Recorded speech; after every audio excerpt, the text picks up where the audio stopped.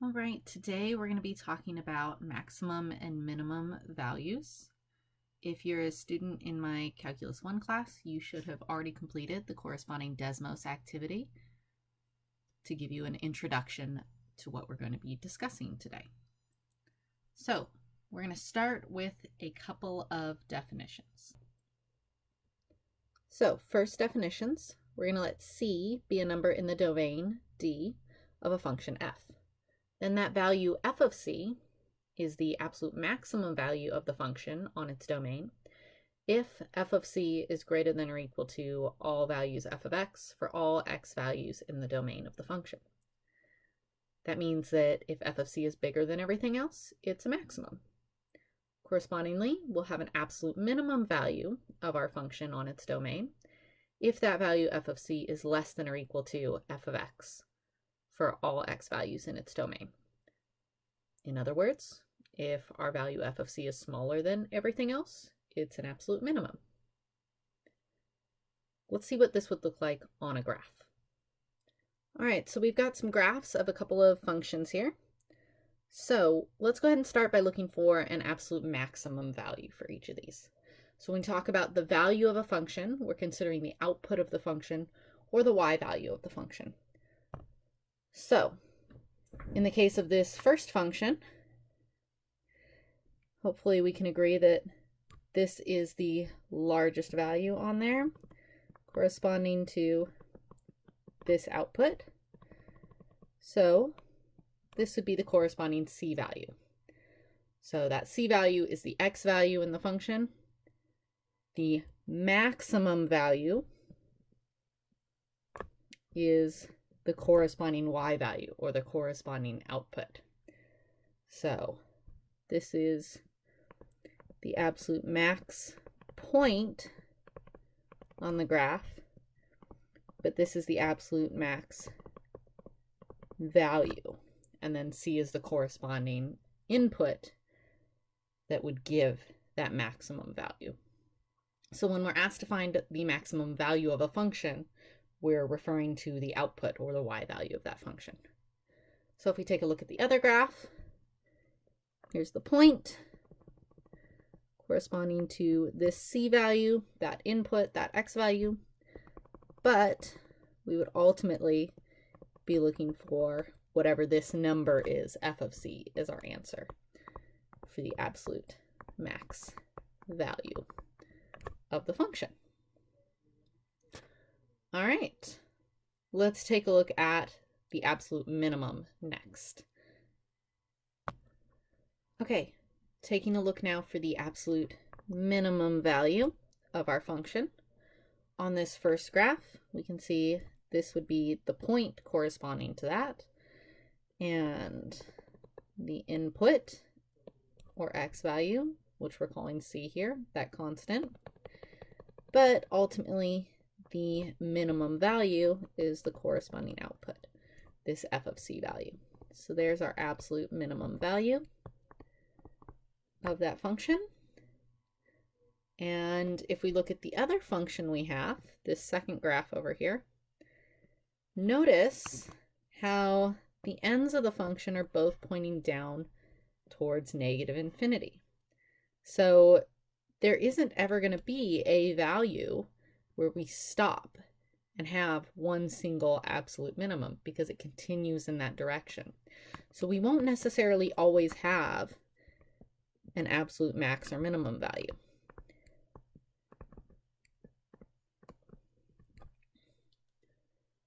But maybe you're looking at the graph saying, well, what about this guy right here? It looks like there is some kind of minimum there. There is a low point there. Well, that is what we're going to define as a local minimum. And the same could be said for local maximums as well. So let's take a look at those definitions. All right, so we've got our new definition here. So now we can say that the number f of c is a local maximum value of the function if f of c is greater than or equal to f of x for x values near c. So we're no longer looking at the entire domain of the function, just the area around that particular value. Same can be said for the local minimum value.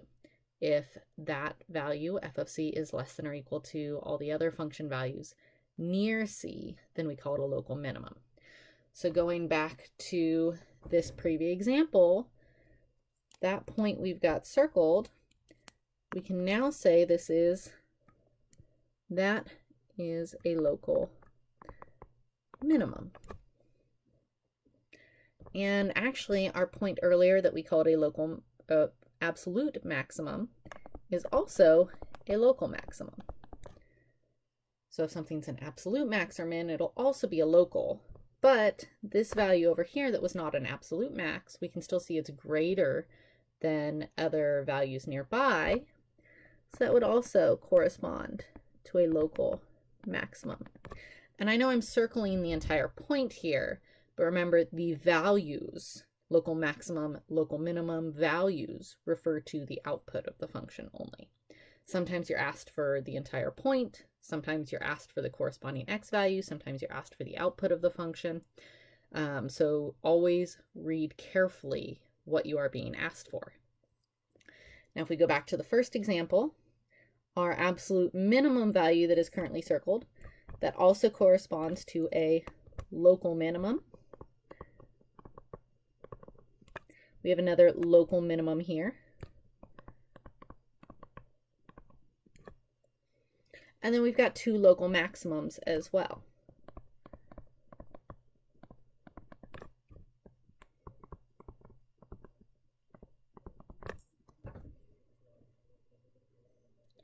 So let's take a look at another more concrete example that's got some actual values in it for us to work with. All right, so in this example, we're asked for two things. First, what are the absolute maximum and minimum values? And second, we want to know where do the local maximum and minimum values occur. So notice the way that those questions are being asked are different. One is asking what are those max and min values, the other is asking where do the locals occur. So that vocabulary is going to affect the way in which we state our answers. So let's tackle the first one. What are the absolute maximum and minimum values? So we're looking for absolute max and min, we're looking for the values, in other words, the output or the y values. And if we take a look, starting with just the absolute maximum, notice that although this point seems to be the highest point on our graph, has the largest output, the largest y value, notice that our end behavior has both ends of the graph pointing upwards. So we're actually approaching infinity on both ends of the graph, meaning that there is no absolute maximum. So I can state that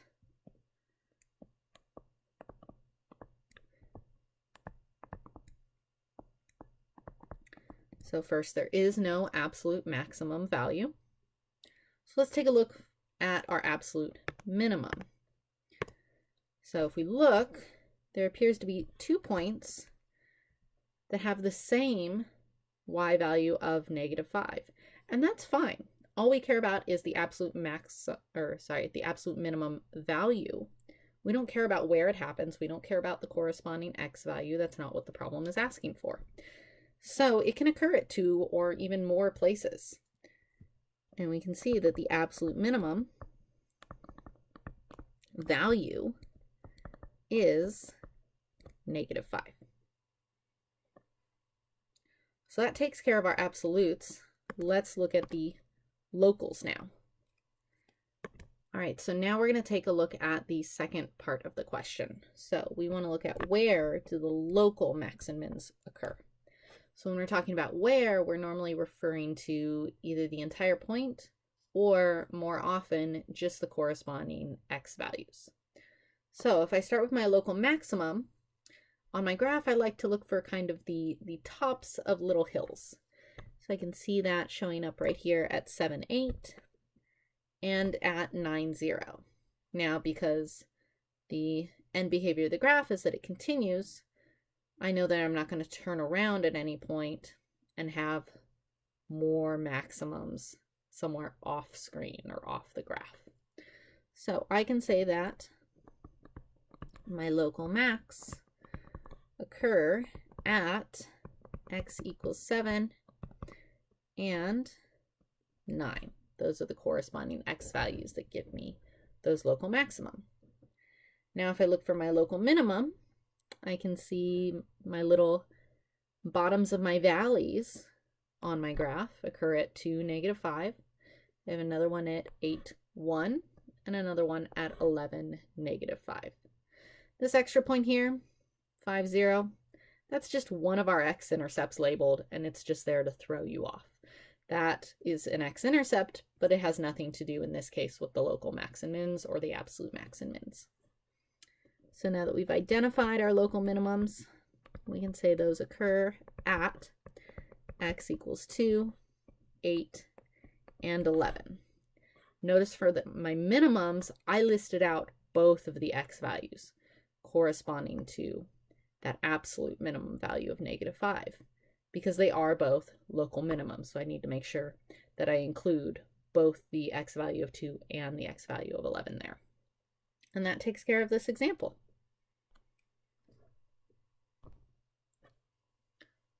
All right, so now we've got the extreme value theorem. This says that if we have a continuous function on a closed interval from a to b, then that function has to attain a maximum value and a minimum value for some numbers c and d in that closed interval. So what's important here is that we have to have a continuous function. That was not the case earlier, although we were only looking at examples of continuous functions. And we're focusing on a closed interval. So that case where both ends were approaching infinity or negative infinity isn't going to exist here. We are going to have some finite endpoints. So just a quick example here.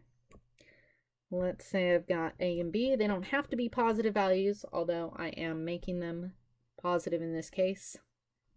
I've got some f of a, one endpoint, and I've got to get to the other end here, and it just has to be continuous is the only rule.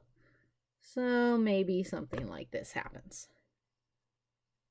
Lots of options, but there is one continuous function that could exist between those a and b values. So taking a look at our conclusion here, there has to be an absolute minimum and absolute maximum value.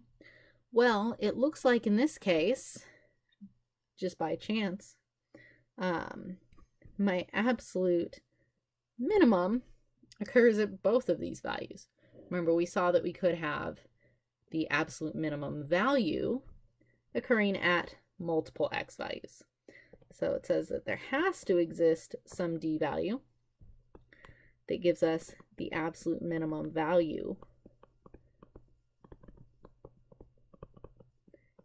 f of d. But in this case, it also corresponds to one of our endpoints. That could happen. And our absolute maximum in this case, it looks like to me that this point is just a little bit higher than that local maximum there. So our b value could be the same as c. Remember, it is a closed interval, so those values c and d could be equal to the endpoints. So that corresponding f of c value, that's our absolute max value. So it could be somewhere within the interval, it could be equal to the endpoints, but we will always have an absolute maximum value and an absolute minimum value if we are working on a closed interval.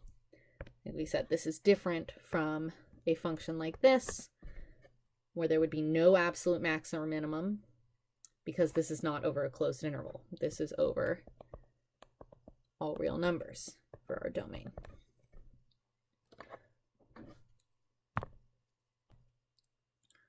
All right, another theorem to consider is that if f has a local maximum or local minimum at a given c value, and if the derivative exists at that value, then that derivative must be equal to 0. Now, the important thing to know about this theorem is that it only works in this direction. So if we have a local max or min, and its derivative exists, then we know that derivative equals 0. It does not always mean that just because a derivative equals 0 for a value, that it corresponds to a local max or min. So we're going to actually go ahead and take a look at an example of this.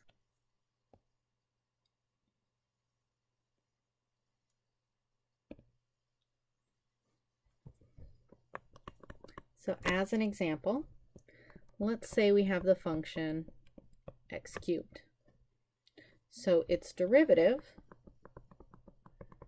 would be 3x squared. And if I set that equal to 0 and solve for x, that gives me the value x equals 0. So f prime of 0 equals 0 looks a lot like the conclusion to our theorem here. What this means is that, sure, there is a derivative equal to 0 for the c value of 0 for this particular function. But if you consider the graph of x cubed,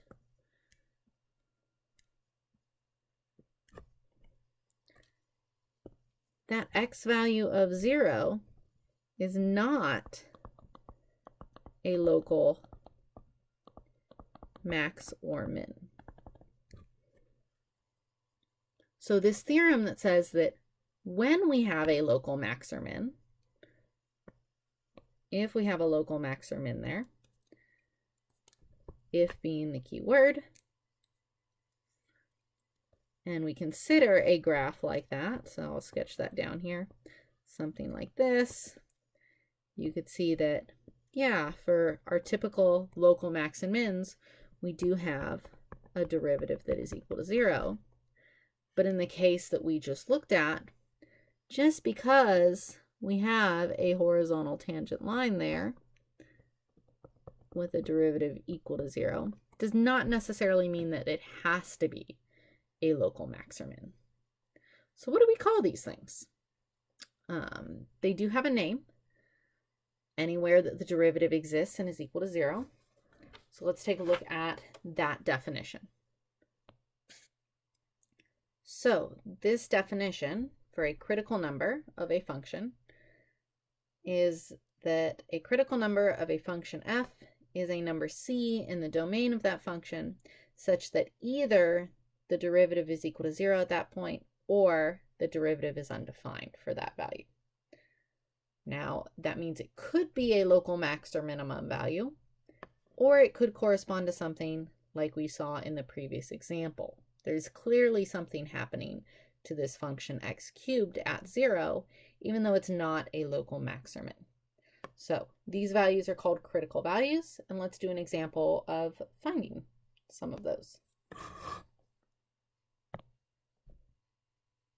All right, so for this example, we want to find the x values corresponding to the absolute max and min values of the function x cubed minus 3x squared plus 1 over the closed interval from -1/2 to 4.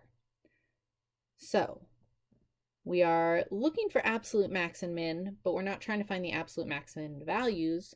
We're just trying to find the corresponding x values for those absolute max and min. Now we've seen that absolute max and mins could be at the location of a local max or min or at an endpoint of a function. So we need to find two things. We need to find the critical numbers of the function because those may correspond to local max and min, which may be where the absolute max and min occur.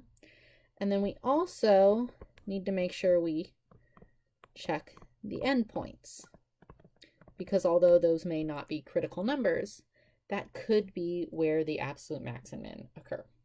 So it doesn't really matter what order in which we do these. I'm going to start by taking the derivative and finding the critical numbers. Now, luckily for us, we have a polynomial, which we know is a continuous function. So that's nice. I don't have to look for anywhere that the derivative is going to be undefined. So I'll just start by taking f prime of x and setting that equal to 0 to solve for my critical values. And I get x equals 0 and 2 for my critical numbers. All right. So to determine if those are absolute maximums, absolute minimums, or neither, what I'm going to do is I'm going to check those critical numbers and check the endpoints into the original function. So I'm going to substitute all those values into the original function, see which one gives me the largest output and which one gives me the smallest output. Those are going to be my absolute max and min values, and then I'll be able to answer the question. So I need to check f of 0 into the original. Substituting that, I get 1.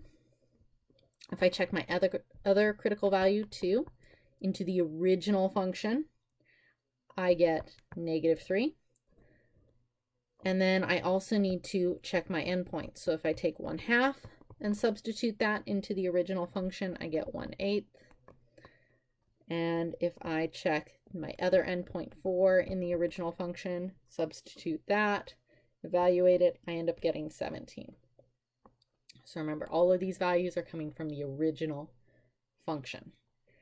And if I look for my smallest value, -3, that's my absolute min value. Largest output I got right here is the 17, so that's my absolute max value.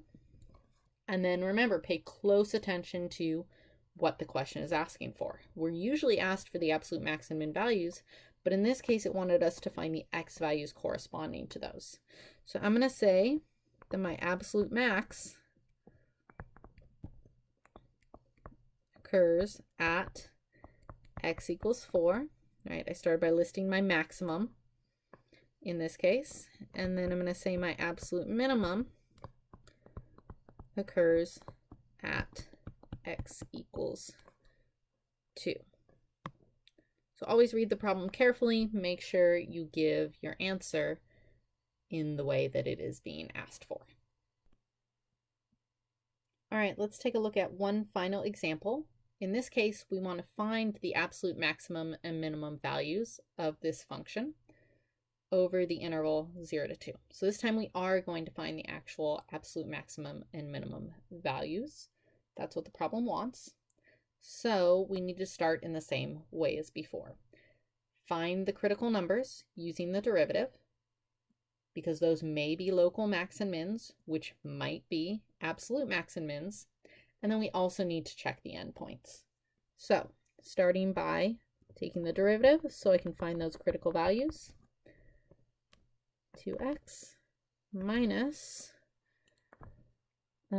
3, power rule here, 2/3 x to the -1/3. Simplifying that.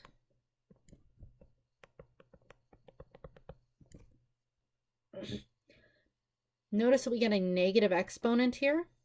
So that means I am going to have values of x in the denominator. And if I rewrite this, I get 2x minus 2 over x to the 1/3. Let's go ahead and get a common denominator here to make this a little bit easier to solve in my next step. So I end up with 2x to the 4/3 minus 2 all over x to the 1/3. Remember, I need to set this equal to 0 to find my critical values. So my critical values are anywhere that the derivative is equal to 0 or the derivative is undefined. So I'm going to break this up because it's the numerator that gives me values for my derivative being equal to 0, and it's my denominator that gives me values where my derivative is undefined. All right, so starting with my numerator, I'm going to factor a 2 out. So ultimately, I'm looking for where x to the 4/3 equals 1. And because of this even power of 4, I ultimately end up with plus and minus 1 as some critical values there. And then using my denominator, x to the 1/3, setting that equal to 0, cubing both sides, I just get x equals 0. So those are my critical numbers.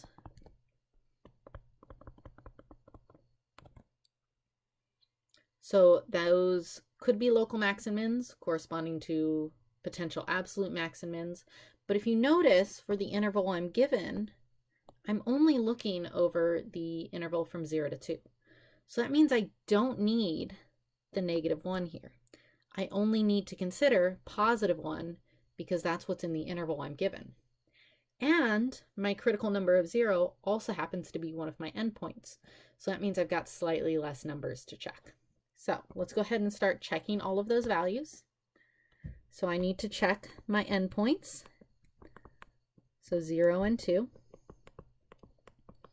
And then I need to check any critical numbers that occur within that given interval, which in our case, since we're not using the -1, I'll use the +1 only, and then 0 we're already checking because it's an endpoint. So f of 1 as well. And remember, always substitute these back into the original function, not into the derivative. So when you do that, f of 0, just a little reminder of what our original function was. It was x squared minus 3x to the 2/3. If you like, you can write that as a radical. F of 0, we get 0. 2, because this cube root here, you're going to have to approximate that. So you get approximately -0.762. You can just grab a calculator to help you out with that. And then substituting 1 into the function, you get -2. And remember, the original problem was asking for the actual absolute max and min values. So we do want the outputs as our answer. So we can see that our absolute max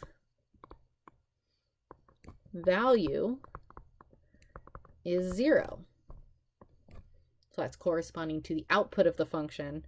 Just by chance, the x value is the same, but we're looking for the output. And then our absolute minimum would be the value of -2.